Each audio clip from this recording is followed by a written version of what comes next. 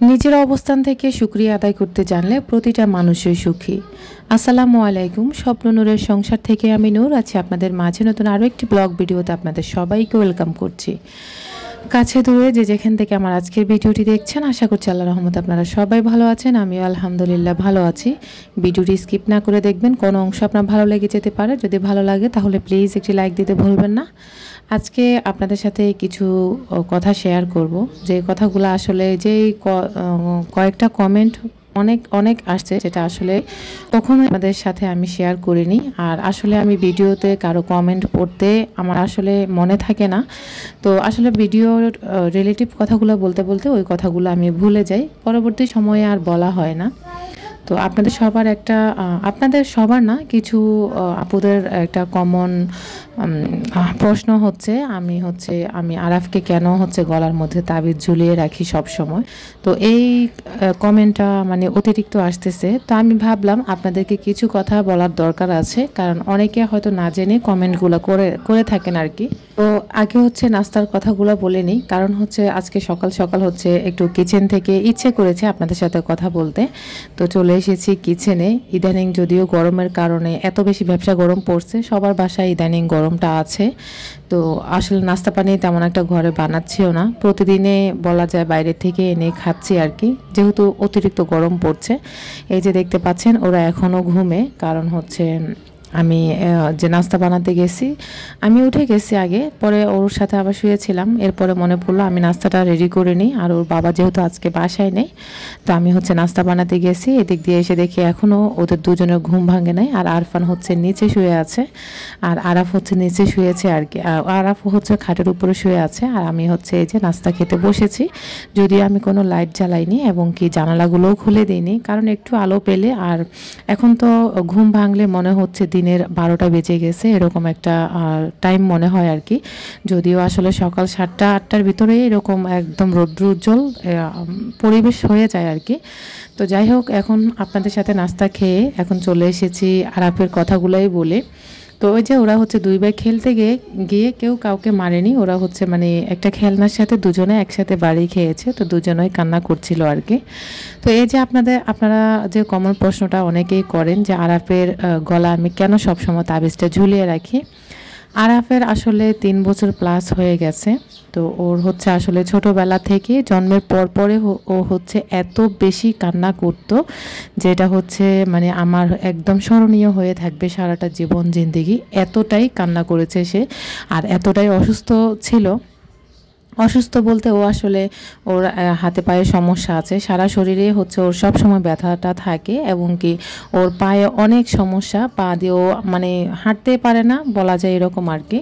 তো ওর সাথে আসলে ও সব সময় কান্না করতো, কিন্তু আমি কখনো আসলে তাবিজকে আমি নিজেও বিশ্বাস করতাম না, কারণ তাবিজ ঝুলানোটা আমি নিজেও পছন্দ করতাম না, যেটা আপনারাও পছন্দ করেন না অনেকে। তো একজন সন্তানের জন্য একটা মা যদি চায় যে তার জীবনটা দিয়ে হলো তার সন্তানকে ভালো রাখার জন্য চেষ্টা করে সব সময়, তা আমিও কিন্তু তার ব্যতিক্রম নয়। আমিও চাইবো আমার সন্তান কিভাবে ভালো থাকবে, সেই চিন্তাটা আমার মাথায় সবসময় ঘুরপাক খাবে। তো আমি না, শুধু যতজন মা আছেন আপনারা, ততজনে আপনারা চাইবেন আপনাদের নিজের অবস্থান থেকে যেভাবে হোক আপনার বাচ্চাকে সুস্থ রাখার জন্য, ভালো রাখার জন্য আপনি আপ্রাণ চেষ্টা করে যাবেন, যেটা আমি করে যাচ্ছি। তো আমি কিন্তু আরাফকে তাবিজ দিয়েছি একদম জন্মের পর থেকে। আমি ওকে তাবিজ দেওয়া শুরু করিনি, ওকে তাবিজ দিয়েছি মাত্র এখন 1 বছরও শুরু হয়নি। আমি আমার চ্যানেলটা ক্রিয়েট করার আগে আমি যখন গত কোরবানিতে গ্রামে গিয়েছিলাম, ওর এত বেশি কান্না আর এত বেশি অসুস্থতা, মানে ও সারাক্ষণই অসুস্থ থাকে, আর মানে কোনো কিছুই খাবার খেতেই চায় না। এর পরবর্তী সময় আর আমার সাথেও একটু সমস্যা আছে, কারণ ওর জন্মের পর থেকে হুজুর দেখানো হয়েছে, ওনারাই বলেছে যে আমার সাথে সমস্যা আছে, এ কারণে আমার থেকে ওকে মানে সমস্যাটা করতেছে দিন দিন আর কি। তা আসলে আমি সেরকম করে গ্রাহ্য না করে আমি এভাবে রেখে দিয়েছিলাম। দেখতেছি আমার ছেলেটা দিন দিন শুকিয়ে যাচ্ছে এবং কি দিন দিন অসুস্থ হয়ে যাচ্ছে। তো একজন মা হিসেবে যেটুকু করার প্রয়োজন ছিল, তা আমি ভাবলাম যে আসলে একটা তাবিজ দিই, হয়তো বা ভালোও হতে পারে। তবে রহমত করেছেন আল্লাহ পাক, তাবিজ দেওয়ার পর থেকে আরাফের কান্নাকাটি কিছুটা কমেছে। আর আবার খাবার দাবার রুচিটাও একটু বেড়েছে, যেটা ও কখনোই খেতে চাইতো না। আর রাতে এত বিকট শব্দ করে কান্না করতো, মানে আমরা হিসাবে ওর বাবা আর আমি হিসাবে প্রতিটা রাতে হচ্ছে ওকে পাহারা দিয়ে রাখি আর কি, এরকম আর কি। সব সময় কান্নাকাটি করে, এত বেশি কান্নাকাটি করে যেটা আসলে একজন স্বাভাবিক মানুষও মানে হঠাৎ করে ভয় পেয়ে যাবে ওর কান্নাটা দেখলে।